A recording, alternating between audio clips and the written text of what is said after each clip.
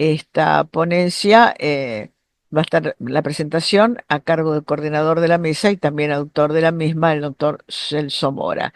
Em, Compartimos pantalla para que pueda presentar los Power y le damos la palabra a Celso. Gracias. Buenas tardes, profesora Celina. Un gusto por el espacio, Marcelino. Acá con el colega, el profesor Celso Mora, presento esta ponencia, la filosofía en la educación superior del Paraguay. La filosofía ha sido un pilar fundamental en la educación superior, fomentando el pensamiento crítico y la reflexión profunda. Sin embargo, en Paraguay, su presencia en las universidades ambigua y marginal, relegada por un modelo educativo orientando al mercado laboral y a la racionalidad técnico-instrumental. Este análisis aborda la presencia expresa de la filosofía en los planes de estudio de su manifestación en el currículo oculto y en el expreso, destacando la urgencia de repensar el rol como eje transversal en la formación universitaria. Presencia expresa de la filosofía en los planes de estudio. Tenemos humanidades y ciencias sociales, otras áreas del conocimiento, concepción utilitarista. Humanidades y ciencias sociales, la filosofía tiene un espacio consolidado como carreras como filosofía, historia y sociología como asignatura que abarcan ética, lógica y epistemología. Entre otros, para citar algunas, otras áreas del conocimiento en ingeniería, medicina y derecho, la filosofía aparece fragmentada en materias aisladas como ética profesional con un enfoque introductorio limitado, sea pobre, básico por lo general. Tener concepción utilitarista, se privilegian competencias técnicas sobre la reflexión crítica, lo que reduce la valoración y presencia de la filosofía en los planes de estudio. O sea, la formación universitaria está orientada al trabajo. Vamos a considerar orientación y enfoque tradicional en la enseñanza filosófica. La filosofía se enseña desconectada del resto del currículo, dificultando una visión integral y crítica de la realidad. En el enfoque tradicional predomina la memorización y repetición de conceptos clásicos, limitando el desarrollo del pensamiento crítico y argumentativo.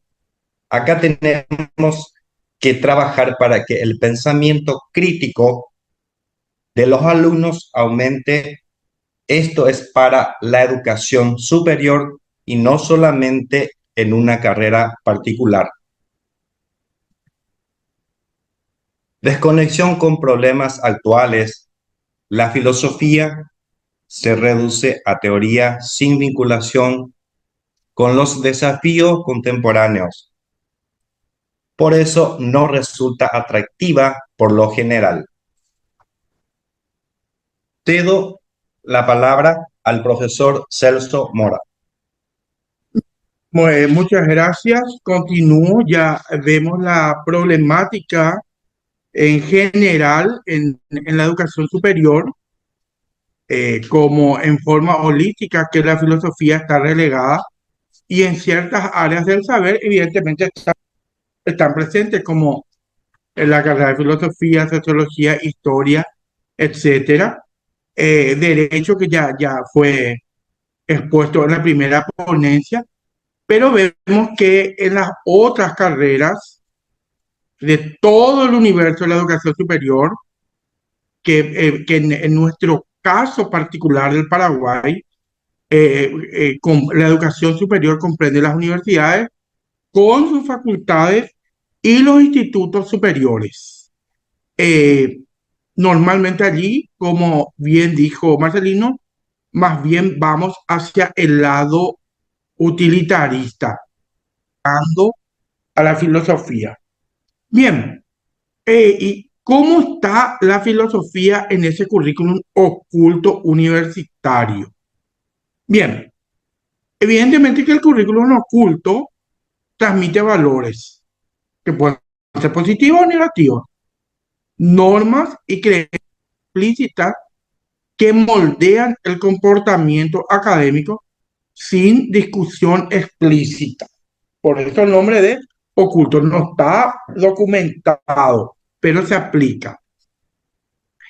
Eso lleva, o sea, la realidad en la educación superior, por más de que se está tratando de cambiar de paradigma, es que el docente sigue siendo el centro del proceso enseñanza-aprendizaje, cuando en realidad tiene que ser el estudiante.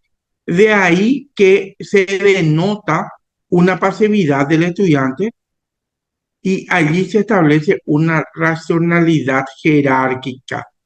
El docente es el que manda, el docente es el jefe. Y acá en nuestro país, y me imagino que en la región, no sé, se usa, por ejemplo, el término el dueño de cátedra. Y el docente no debe ser dueño de cátedra porque tenemos que tener un entorno dialógico docente-estudiante. Y a eso, esa racionalidad jerárquica es con, hay que romper y solamente se va a poder romper con la formación docente, con el cambio de paradigma y con el análisis crítico. Y por otro lado, la reproducción de las desigualdades. Se perpetúan estereotipos de género, clase y etnia, dificultando el acceso y reconocimiento de grupos vulnerables. Es cierto que en el caso particular de Paraguay, existen cupos para el ingreso de los indígenas a la educación superior, pero hay que ver cómo avanzan. ¿Avanzan o solamente cuál es la filosofía de esa incorporación? ¿Es darle solamente el acceso, el avance? ¿Cómo terminan? ¿Terminan? ¿Qué problemas hay?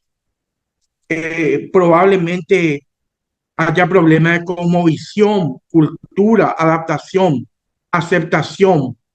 Entonces es un tema eh, bastante complejo y solamente considerando el caso de los indígenas, sin tocar otras minorías que por sus estereotipos ya, digamos, tienen una inclusión un poco difícil en la educación superior. Entonces, esto se podría trabajar, pero solamente con la reflexión. Y eso requiere de tiempo y requiere de madurez. Opa, ¿qué pasó con mi presentación? Ahí, pongo presentación completa. Bien, continúo. Evidentemente, como estuvimos ya mencionando, hay una hegemonía de la racionalidad técnico-instrumental. La educación superior en Paraguay y creo que en la región, lo que capacita o forma, digamos, es para el empleo, para el trabajo. Entonces lo que se busca es una racionalidad técnico-instrumental, que no está mal. Uno debe saber hacer los procedimientos propios de su disciplina. Lo que está mal, a mi entender, es esa desconexión de la filosofía o esa parcial, para no ser tan absoluto, esa parcial conexión y fragmentación con la filosofía, en la ética, en la axiología, en la epistemología, saber el fundamento de la carrera que uno está siguiendo, por qué es una ciencia, cuál es la delimitación, está delimitado, no está delimitado. O sea, está bien, vuelvo a repetir, la racionalidad técnico-instrumental, porque en el momento de requerir el servicio de un médico, por ejemplo, o de un bioquímico, esperemos que sea sabio en su especialidad, pero sin perder esos valores que, como dijeron expositores anteriores, que no queden solamente en buenos discursos o la filosofía como algo decorativo, como decoración de los currículos. Entonces, esa hegemonía de la racionalidad técnico-instrumental se da por la orientación práctica. El saber se define por su utilidad y rentabilidad en el mercado laboral. De hecho, que las políticas de educación superior consideran, creo que uno de los factores primordiales es el mercado laboral, desplazando las ciencias humanas. Y de hecho que en los procesos de evaluación, por ejemplo, se ve cómo se insertan los egresados en el mercado laboral, desplazando las ciencias humanas o las ciencias del espíritu, las que enriquecen el alma, como el caso de la filosofía. La formación para la empleabilidad. Se prioriza la capacitación técnica sobre la formación integral del ser humano. La especialización, que está muy bien, la subespecialización, que está muy bien, pero también tenemos que tener una visión holística del todo y no fragmentado. Las limitaciones en investigación, se favorecen estudios aplicados, estudios tecnológicos, restringiendo eh, la investigación teórica básica o, digamos, excluyendo o con una mirada un poco especial hacia investigaciones relacionadas a ciencias humanas y del espíritu. Entonces, todo esto evidencia la hegemonía de la racionalidad técnico-instrumental, que vuelvo a repetir, no está mal, simplemente que tiene que ir acompañado de un profundo análisis filosófico que en nuestros estudiantes se tiene que reflejar en la criticidad, en la aceptación, en la asertividad, aceptar las divergencias, aceptar el disenso, que son valores que probablemente estén dentro de nuestros currículum ocultos. La filosofía, por lo tanto, tiene que servir como herramienta de emancipación de las ataduras, digamos, y debe llevar al pensamiento crítico, que nos tiene que permitir una conciencia crítica, la criticidad, la crítica objetiva, la crítica que lleva al crecimiento, a la construcción, no a la crítica destructiva. La filosofía debe fomentar la capacidad de cuestionar estructuras de poder, analizar discursos y con ese análisis de los discursos políticos, científicos, sociales, poder plantear nuevas cosmovisiones. La filosofía nos debe llevar a tener un compromiso ético, promover la sensibilidad ética y el compromiso con el bien común, esa sensibilidad con el ser humano, esa humanidad, el humanismo. Nos pasamos corriendo de un trabajo a otro y muchas veces olvidamos al ser humano, que como profesionales, fuera del área de la filosofía, me refiero, y también dentro de la filosofía, es finalmente un compromiso con el bien común, un servicio a la sociedad. Y finalmente debe llevar a una transformación social. ¿Y esa transformación social en qué se tiene que dar? En formar ciudadanos comprometidos con la justicia y la sostenibilidad. Ciudadanos que sepan sus deberes, sus derechos, sus obligaciones. Debe llevar a una profunda transformación social. Pero la filosofía tiene que estar presente como herramienta, tanto por el lado del alumno, que tiene que incorporar principios axiológicos, epistemológicos, éticos, como también en la praxis docente. Porque al enseñar, hay que enseñar con filosofía, cualquiera sea la disciplina. Si yo enseño bioquímica, pues que al enseñar bioquímica, por ejemplo, a estudiar las características de los seres vivos, por ejemplificar, entonces tengo que reflexionar qué es la vida, qué es la vida, cómo queda la vida ante el avance de los robots, por ejemplo. O sea, una enseñanza contextualizada para que resulte interesante. O sea, creo que como docente, dependiendo cómo planteemos nuestras clases, en cada clase podemos transmitir algo de filosofía dentro de nuestros contenidos específicos. Entonces, recapitulando, la filosofía nos tiene que llevar a la conciencia crítica, al compromiso ético y a la transformación social. Bien, vimos la problemática y después, ¿qué proponemos? Bueno, nosotros, los disertantes de esta ponencia, planteamos algunas propuestas para revalorizar la filosofía en la Universidad Paraguaya. Y si sirve a la región, ¿por qué no a nivel global, digamos, más ambiciosamente? Una integración curricular transversal. Articular la filosofía con asignaturas profesionales para un enfoque crítico y ético. Desde conceptos básicos, evitar la confusión entre ética y moral, por ejemplo, que es una confusión muy frecuente, incluso ante grandes referentes, confundir ética con moral, por dar un ejemplo.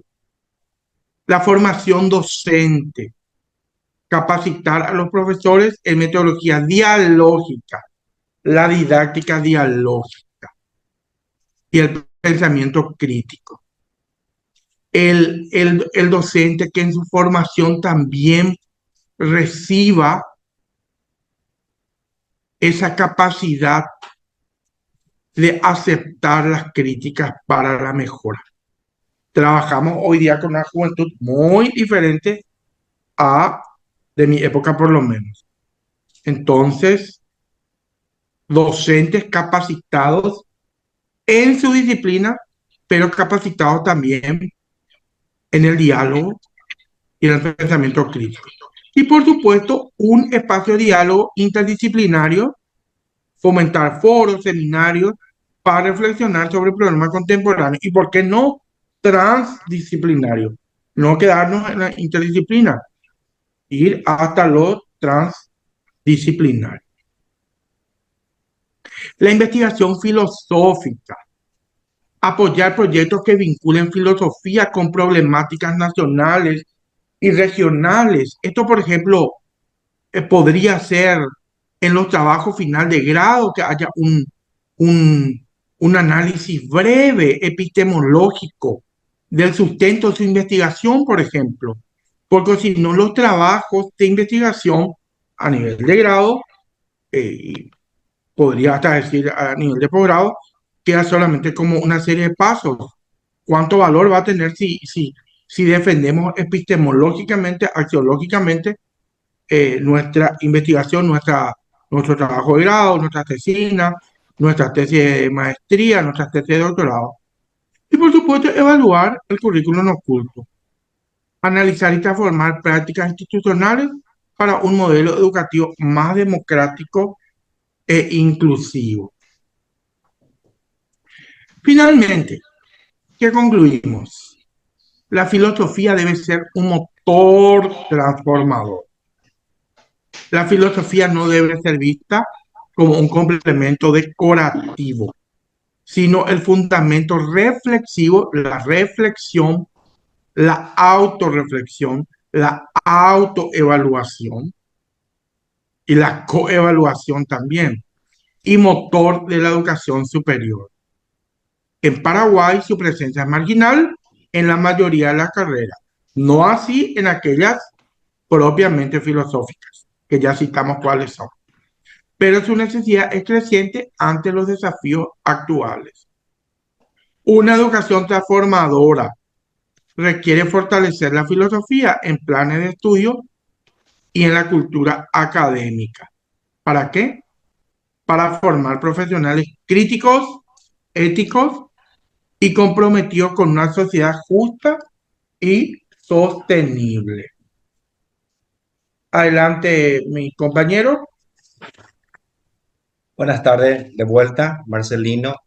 Acá tenemos cita destacada como el autor Paulo Freire. Nos dice, educar no es transmitir conocimiento, sino problematizar el mundo. También tenemos acá al autor también, Pierre Bourdieu, que nos dice, la universidad produce hábitos sociales que perpetúan desigualdades. Y estas desigualdades van a seguir si no cambiamos. Debemos cambiar.